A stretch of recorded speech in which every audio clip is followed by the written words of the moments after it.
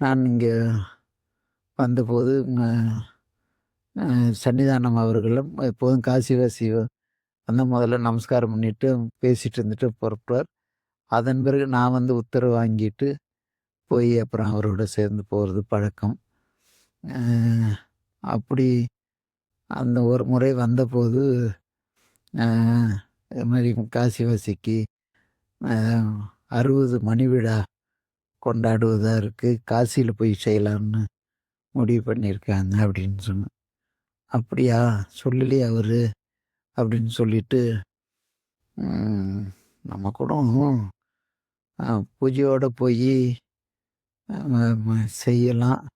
சீர்காழி கும்பாபிஷேகம் அப்படி பண்ணிட்டு இருக்கலாம். இன்னும் உங்களுக்கெல்லாம் எப்படி பூஜை வெளியில போறதுன்னு தெரியாதுல்ல அப்படின்னு அவ்வளோதான் சொன்னாங்க. நான் இத வந்து அவர் காசிவாசிகிட்ட போய் கார்ல போகும்போது கூட போம்போது பாதி தூரம் போகும்போது இத ஆரம்பித்து சொன்னேன். சன்னியானத்துக்கு ஒரு அபிப்பிராயம் இருக்கும் போல இருக்கு. அவங்களே நேரடியா "இத நீ அங்கேயே சொல்லியிருக்க கூடாதா?" அப்படின்னு அவரு என் மேல கோவப்பட்டாரு. அப்புறம் நான் சரி நான் போயிட்டு ஒரு 2 நாள் கழிச்சு அவரு திரும்பி அ தருமபுரத்துக்கு வந்து, "சன்னிதானம் வர்றதா இருந்தா நான் விழாவ இங்கேயே வச்சுக்கலாம். சொக்கநாத பெருமான் எழுந்தருளது பெரிய பாக்கியம்." அப்படின்னு அவரு நமஸ்காரம் பண்ணி நான் இன்னும் ஒண்ணும் முடிவு பண்ணல. சாமிகிட்ட உத்தரவு கேட்கல. அதுக்குள்ள இந்த பையன் இப்படி சொல்ட்டானா? அப்படின்னு நம்மள பார்த்து ஒரு சிரிப்பு சிரிச்சாங்க. உள்ளுக்குள்ளார இருந்தது.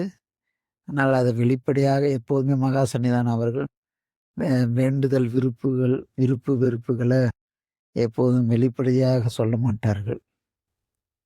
ஒரு அதாவது கோடு சொல்லுவாங்க. ஒரு கோடிட்டு காட்டுவார்கள். அதில புரிந்து தான் நம்ம நடந்துக்கணும். அப்படிதான் மகா சன்னிதானம் அவர்கள் இத ம் சொன்ன உடனே, நான் உத்தரவு கேட்டு சொல்றேன் அப்படின்னு சொல்லி அவர் அனுப்பிச்சு விட்டாரு. அப்புறம் ஒரு நாள் பூஜை மண்டபம் இதுன்னோனே, சரி வரலாம். அதுக்கு தகுந்த மாரி ஏற்பாடு பண்ணுங்க அப்படின்னு சொல்லி இருந்தோனே, அதன் பிறகு இங்கிருந்து முதலாவதாக எப்படி பூஜை பண்ணணுங்கிறது அப்ப தம்பிரான்கள் இருந்தாங்களே தவிர, நான் நானும் காசிவாசியும் தான்.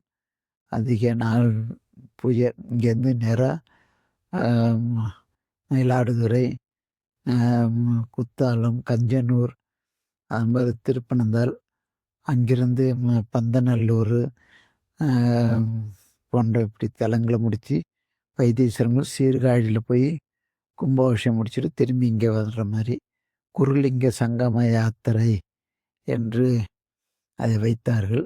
ஏன்னா சங்கமம், காசிவாசி மணி விழா, குருநாதர் அ தன்னுடைய சொக்கநாதர் பூஜாமூர்த்தியோட வர்றது, சாமி லிங்கம் வேறு. அதோட சீர்காழியிலேயும் 3 வடிவமாகவும் அங்க குருலிங்க சங்கம வடிவமாகத்தான் பிரம்மபுரீஸ்வரர், தோணியப்பர், சட்டநாதர் இருக்கிறார்.